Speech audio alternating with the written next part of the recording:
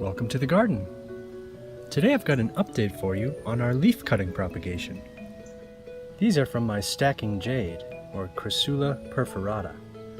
They're a really beautiful succulent.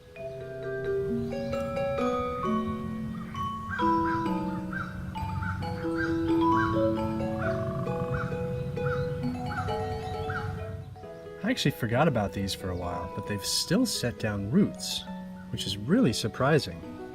You can see a whole bunch of leaves actually have roots, and most of the leaves are still here. We got very few that died back. Taking leaf cuttings is really simple. I just do it when I take my stem cuttings. So I'll show you how I take the cuttings with this tall branch. I'm just going to cut it all the way back so it's nice and balanced. I don't want kind of a half chopped off piece.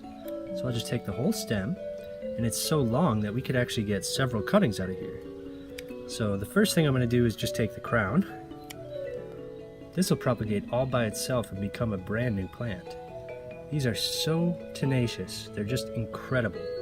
This entire container is nothing but crowns. And look at all that growth. They used to be just little sprouts like this. So you'll see those leaves start to separate as they grow up. Then we can break this down into segments of 4 or 5 inches. So from just that one plant, we got 3 beautiful stem cuttings, a crown cutting, and now we can take a whole bunch of leaf cuttings from down here. So I'm removing the bottom leaves so that we can plant these out in soil. I'm going to bury them all the way up to that leaf, and they can grow roots anywhere along that stem.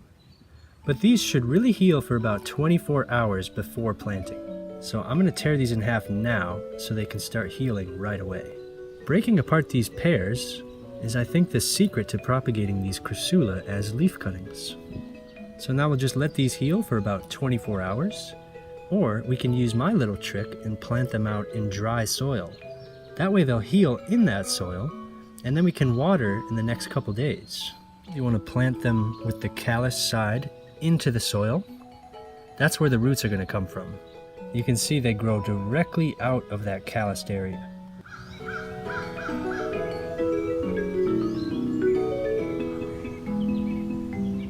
You want to make sure they get plenty of light. A spray bottle can actually be really helpful. But you don't have to water them every day. Actually, giving them a little break to dry out is really beneficial. That way the roots will seek out new moisture. The last time I did these cuttings, I only got 1 to root. I planted it in another container with other cuttings, and I basically forgot about it. So we're going to do an entirely new container just for these leaf cuttings. Now right now this soil is actually dry, so we could plant fresh cuttings, and we do that just by nestling this calloused portion directly into that soil. So you don't want to bury them too deep. They can actually rot in the wet soil, and they won't get much sunlight. But all these beautiful cuttings with these long roots, I'm going to try and bury as much of that root as I can. We're going to go straight down. This one's got 2 little roots. That's really cute. We'll just plant him out. It will be interesting to see how many leaves we got to root. I must have planted 50 or more. Wow, look at that one. That's got a long root. The leaf is very thin, so I want to water these in right away. I had these arranged beautifully, but every time I would water, it would just mess them all up. Ooh, that's a nice one there. Ooh, that's a nice one. So a lot of these actually do have hidden little roots. Yeah, look at that one too, wow. That's cool. Even this one has some. So, wow, this is really great. This is a great success rate.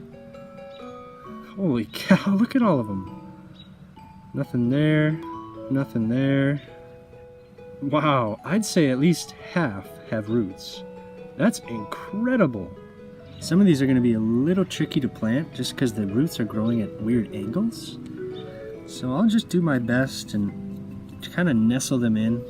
But a lot of them have little secret roots.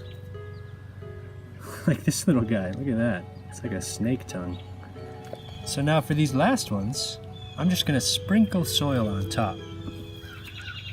That'll just lightly bury those roots, and when I go to water these in, then they'll settle in all around them. So I did just slightly bury those leaves, but as we water in, you'll see that sand and that soil will settle in around them. And now I'm simply going to treat these like every other succulent. I'll give them a really healthy drink and then let that soil completely dry out before watering again.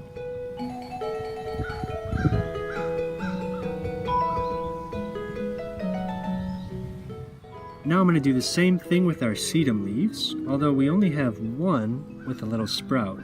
That's still way ahead of all our Crassula leaves. Anything that's green is probably still good.